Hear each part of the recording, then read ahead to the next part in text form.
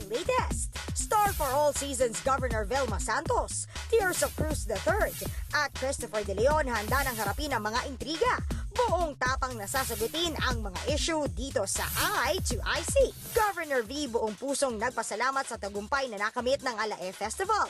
Eto naman ang latest, of course, kasama ko, no need for introductions. It's such an honor. Miss Vilma Santos, hi go. Hello, IC, how are you? Congratulations po dito sa Alae, and tell us more about this. Well, Alae is, we're celebrating our foundation, 431 years ng lalawigan ng Batangas.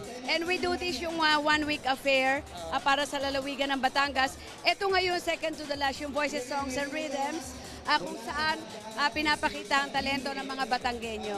Konting intriga lang po, kasi po nung birthday niyo po, si Luis Manzano ay hindi po daw present. Pumunta po daw siyang Dubai. Ano pong comment you about it? Okay lang yun. Siyempre may sarili ng buhay ang anak ko. But I guess ang pinaka-importante intact yung pamilya. Everyday naman kami magka-text. But let it be, mag-enjoy naman siya. Tears of Cruz III at Christopher De Leon handa na ka bang makasama muli sa isang pelikula ang kapatid superstar Nora Honor? Meron bang reunion movie for you and Ate Guy? I have no idea. Last year, truth of the matter is, last year, I heard rumors kay Mother, she was planning. Pero I think schedules didn't work out, so hindi natuloy. So I don't know in the future kung magkakaroon. Pero if ever naman po, go naman po kayo. Oo naman, basta ako sabi ko nga, not for anything else.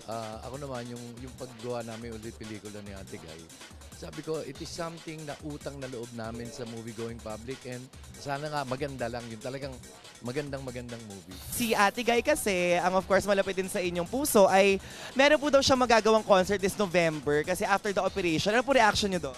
I wish her well, and everything, the best of everything for her. And I do pray, and let's all pray that everything goes well with her, her singing voice. Kung meron pong movie project na offer between you and Ate Guy, go po.